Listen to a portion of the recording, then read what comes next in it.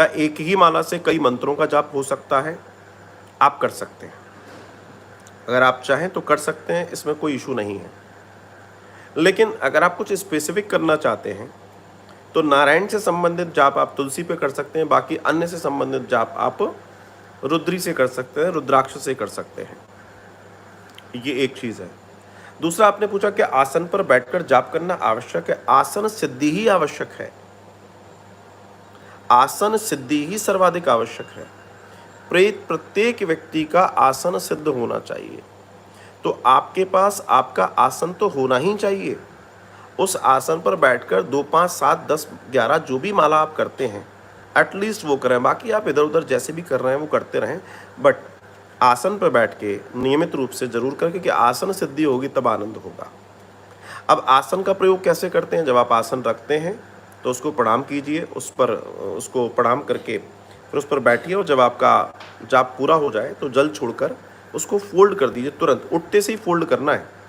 ऐसा नहीं कि आपने रखा छोड़ दिया। और आपके आसन को आप ही यूज़ करेंगे। आपके घर के 4 मेंबर हैं तो चारों के पास अलग आसन होना चाहिए, एक आसन नहीं होना चाहिए। ये भी ध्यान रखिए। कई लोग ये गलती करते हैं कि आसन एक ही घर में एक ही आसन बिछा के सब बैठ जाते हैं। जनरल होता है, लोगों को मालूम नहीं है, उनकी गलती नहीं है।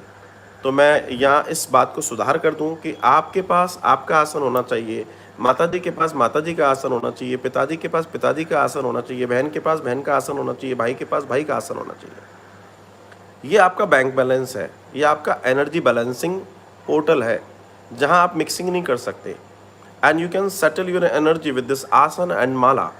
सो दीज टू डिवाइस कह सकता हूँ मैं, are very important for you and your life. ये डिवाइस का ही काम करती हैं।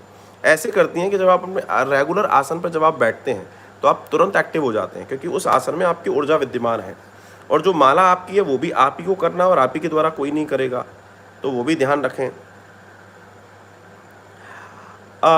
गुरुजी, अपना आसन साफ भी करना होता है। बिल्कुल, आसन साफ करना होता है। आसन को आप नीट एंड क्लीन करके रखें और कोशिश करें मतलब ज़्यादा समय तक वो ठीक ठीक चले। उसके बाद आप चाहो तो वॉश कर सकते हो। गंदगी जाएगी, ऊर्जा वहीं रहेगी, ऊर्जा कहीं नहीं चली जाएगी। कैसे? अच्छा, इसका भी एक उदाहरण समझ लो।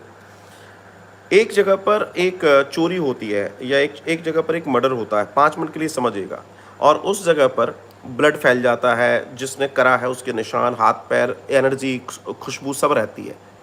उस जगह की पूरी धुलाई हो जाती है, बिल्कुल एक अपराधी पूरी साफ सफाई कर देता है। लेकिन स्नॉफर डॉग जब आते हैं, जब वो सूंघने वाला कुत्ता आता है तो वो सूंघ लेता है, क्योंकि उस ऊर्जा को आप नष्ट नहीं कर सकते। आप दिखने वाली चीज़ों को नष्ट कर सकते हैं, पर एनर्जी कभी नष्ट नहीं हो सकती। सो आपकी ऊर्जा कभी नष्ट नहीं होगी, वो आपके आसन के साथ ही रहेगी। तो आप वॉश कर सकते हो, कोई इशू नहीं है। बहुत धन्यवाद।